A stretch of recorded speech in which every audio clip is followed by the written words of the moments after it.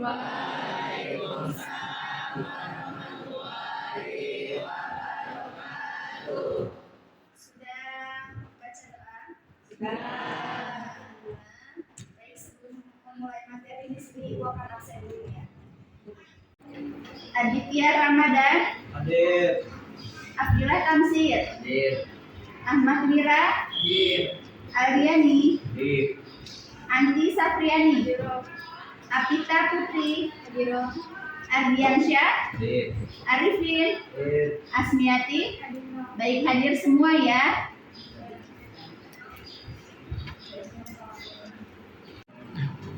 Baiklah, di pertemuan sebelumnya kita sudah membahas tentang materi teks narasi ya. Di kelas kemarin kita mengambil poin-poinnya. Jadi di sini Ibu akan mengulangi kembali apa itu teks narasi, ciri-ciri, serta nanti kita akan membuat kelompok, yaitu membuat contoh teks narasinya ya. Baik, di sini Ibu akan mengulangnya kembali. Apa sih itu teks narasi ya? Teks narasi yaitu jenis teks yang berisi cerita atau kisah yang disajikan dengan cara menarik dan dapat membangkitkan emosi si pembaca ya. Di sini ada contoh dari teks narasi, misalnya apa? Cerpen, novel, dan cerita inspiratif. Terus ada pun ciri-cirinya apa saja? Yang pertama, teks berisi tentang cerita, kisah atau peristiwa ya yang menggunakan bahasa naratif. Yang kedua, cerita memiliki alur yang jelas ya dari awal sampai akhir.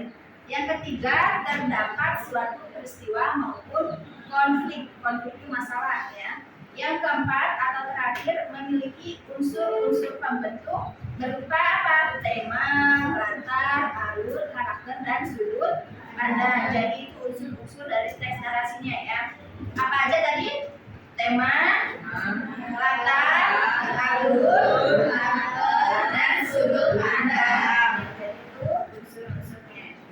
Selanjutnya ada struktur teks narasi. Yang pertama orientasi, yang kedua komplikasi, yang ketiga resolusi, dan yang keempat ada reorientasi atau koda ya.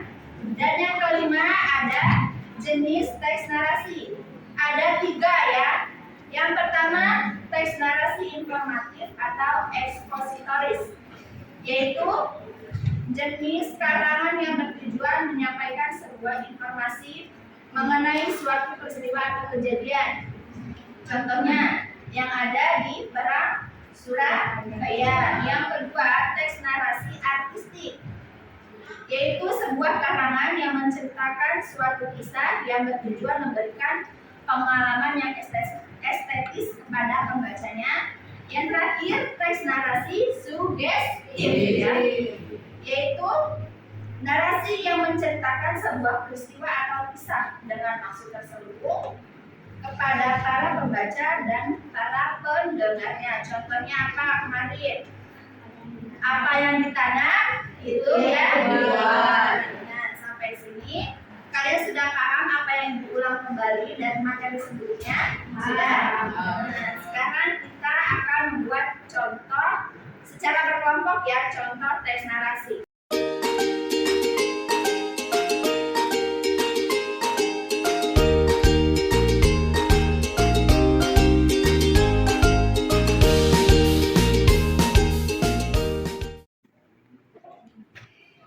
Kelompok kami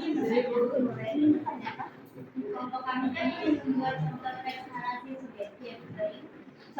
Teks narasi subjektif itu apa sih Bu? Nah, tadi Ibu sudah menjelaskan ya, teks narasi subjektif itu teks narasi yang menceritakan sebuah peristiwa atau kisah dalam maksud terselubung kepada para pembaca atau pendengarnya. Ya, jadi kalian tinggal membaca bagaimana tindakannya seperti apa kalian buat dari pelatihan tersebut. Ya. Tidak ada sudah jelas. Baik, sekarang masih berlanjutkan.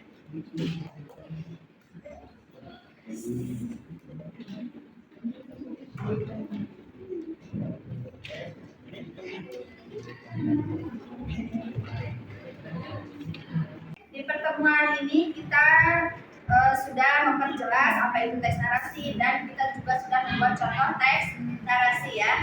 Baik, untuk materi untuk hari ini kita ucapkan nafas hamdalah. Sampai ketemu di pertemuan selanjutnya. Ibu akhiri. Wassalamualaikum warahmatullahi wabarakatuh. Waalaikumsalam.